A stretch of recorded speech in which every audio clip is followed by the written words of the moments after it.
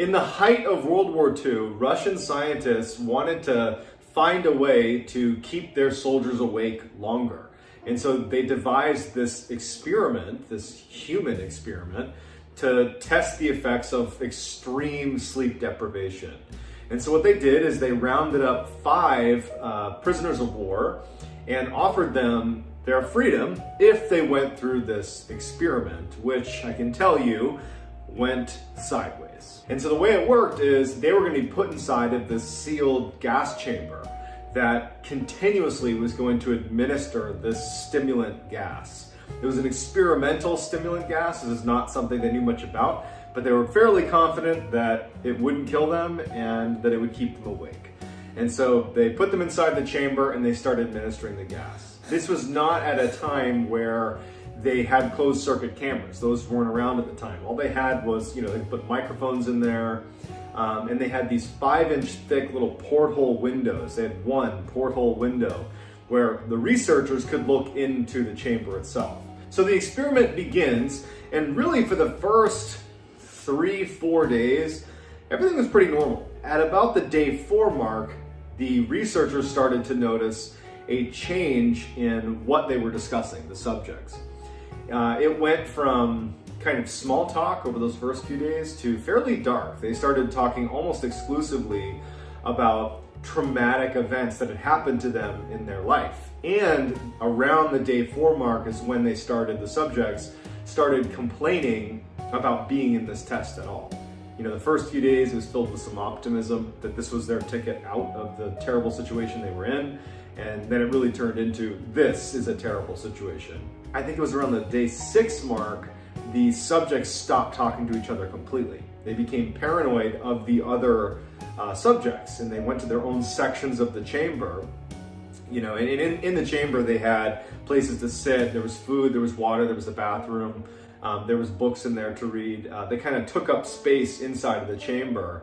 They began to believe that they could kind of like sell out their comrades in exchange for getting out of this experiment. So they would, one by one come up to the porthole or go over to one of the microphones that was obviously placed inside of the chamber and start whispering these kind of imagined defenses of the other subjects to try to get them in trouble in exchange for being released from this experiment, which, that didn't do anything. The researchers, they didn't care what they said. They just listened and watched. After 9 days, the experiment took a significant turn for the worst. It was the morning of I think it was the 10th day, where the screaming began. One of the test subjects began screaming. And at this point, everybody is totally segregated. They're not talking to each other. They're muttering and whispering. And one of them just starts screaming. And so for 3 hours, they watch him scream at the top of his lungs and run back and forth across this little chamber until he stopped screaming, but he's still running. And they could kind of pick up on the microphone that he was still making sound, but it was like these little squeaks. It turned out that he had physically torn his vocal cords from screaming incessantly. The other subjects didn't react to the screaming at all. It was like it wasn't happening, but they're in this confined space, right? It's so loud in there. And all that happened is, as he's screaming, the other subjects began ripping out pages of the book, soaking them, and then pushing them up against the porthole glass, obscuring the view. So by the time the subject who had torn his vocal cords stopped, by the time he tore his vocal cords and it went quiet, the researchers couldn't actually see into the chamber anymore. And once the guy had torn his vocal cords, there was no more sound in the room. So their view was obscured, and now it's gone silent. After 3 days of talking about what they're gonna do, of complete silence in the room. They can't see in, it's silent. They're monitoring the oxygen levels in the room, and based on oxygen consumption in the room, apparently they could tell that there were people in there, probably at least 4 or 5, that were breathing oxygen because it was being consumed. So they believed they were alive, but after 3 days of silence, which really didn't make any sense, they determined that, well, either our microphones are broken, and that's a problem, or there's something wrong.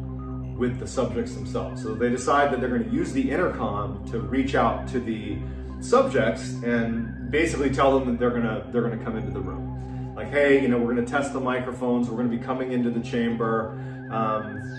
You need to lay on the ground and not interact with us. If you comply, we will offer one of you immediate release and freedom. So there's silence after they use the intercom. They decide to do that. They talk to the intercom, and one of the subjects, now to this point again, for 3 days it's been silent. And one of the subjects, clear as can be, talks into the microphone and just says, "We no longer want to be freed." And so the researchers are like, okay, I guess they're alive and our microphones work, so they don't go in. They stay out of the chamber. Silence continues all the way up until the 15th day because the window's still obscured. The subjects are not speaking, they're not muttering, they're not whispering, it's just silence. And on the 15th day, at midnight on the 15th day, they decide that the experiment was over. And so what they did is they flushed the room of the stimulant that had been continuously pouring into the room. They turned that off and they replaced it with fresh air. And that's when they started hearing the screaming from the subjects inside of the chamber. They were begging them, the researchers, to turn the gas back on, pleading with them, like begging, please turn it back on, as if they were dying. And then they opened the chamber, and now they're laying eyes on the chamber for the first time since like the 10th day. So it's been like 5 days. And they're seeing the chamber with their own eyes for the first time, and it's straight out of a horror scene.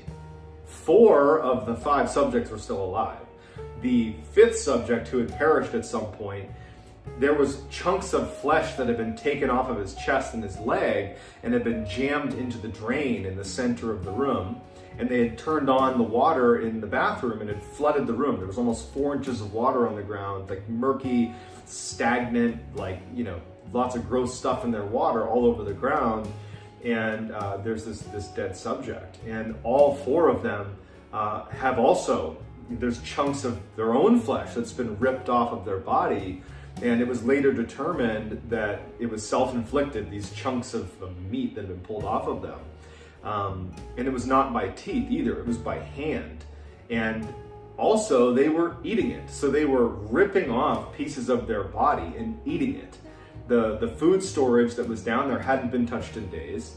It was like they had all completely lost their mind and began eating themselves. These subjects did not want to leave the chamber. They just continued to beg for the gas to be turned back on. And so finally they brought in some soldiers to actually extract the living subjects out of the chamber, but they fought so aggressively to stay there. And in fact, one of the subjects jumped up and bit the neck of one of the soldiers, and he actually bled to death. Also, one of the subjects in the struggle, his spleen ruptured and he bled to death. So now you have 2 casualties just getting them out of the room. They finally get the 3 remaining subjects, living subjects, out of the room, and they heavily restrain them. They bring them to a medical facility because they need to go under surgery because they've had chunks of their own flesh ripped off. They're totally emaciated. And the most injured of the 3 is immediately brought into surgery, while the other 2 were just kind of held in a holding room. And they try to give him a sedative in order to prepare him for surgery. This is not the anesthetic, this is just the sedative. And it's like he's immune to it. They give him the sedative, it does nothing. And he's just like resisting them, and he keeps begging to go back under the gas. And then finally they say, okay, well, we're just gonna give him the anesthetic now. And when they bring it out and they tell him, we're gonna give you an anesthetic and we're gonna give you the surgery, he starts viciously fighting back. He does not want the anesthetic. He's pleading for them not to give him the anesthetic, that he must remain awake. He needs to remain awake, put me back under the gas. And in his struggle to not have the anesthetic given to him, he manages to tear one of the leather straps that was holding him down. So like an extreme amount of force. And then finally, when they give him the anesthetic, they had to give him like 10 times the dosage or whatever just to get him to calm down. As soon as he fell asleep, he died. So after he passes away, they move on to the next worse off subject, the guy who had torn his vocal cords and couldn't speak. They bring him in for surgery, and he can't speak, but he's shaking his head because he doesn't want the anesthetic, he doesn't want to go under surgery, and he's fighting with them, and he actually just passes out from exhaustion. And he too, once he falls asleep, or I guess falls unconscious, he dies as well. So now there's only one subject left. The other two that had lived to be pulled out of the chamber have now died as soon as they fell asleep, and the scientists don't have any idea why. Instead of bringing the last survivor into surgery, because now they've witnessed 2 surgeries end in death, they decide, let's put this guy back in the chamber and turn the gas back on, because apparently that's the one thing that's keeping these guys alive. And so in preparation for being put back into the chamber, they hooked him up with an EEG that basically measures your brain waves, which I guess they hadn't done to this point in the experiment. And so they put him in there, and the scientists are watching the readout of the EEG, and they noticed that like his lines would just, you know, inexplicably flatline and then go back to you know, up and down and then flatline again. And one of them had the wherewithal to look at the subject as it's flatlining, and they could see that every time he closed his eyes, it was like he was micro sleeping, like these little blinks. Basically, every time he fell asleep for a fraction of a second, it was like he was suffering a brain death over and over and over again. And as they're monitoring this, and they know what just happened to the other 2, they died when they fell asleep. They're trying to rush to get the gas turned back on to keep this guy alive, but they didn't do it in time, and he eventually succumbs and falls asleep. And they can see before he ultimately dies that initially when he finally fell asleep, the EEG showed that he had fallen into a deep sleep. And then he flatlined and his heart stopped and he died. All of the subjects died, and no one really knows what killed them. Was it the sleep deprivation? Was it the gas? It could be a mixture of the two, but we'll never know. But either way, all of them died.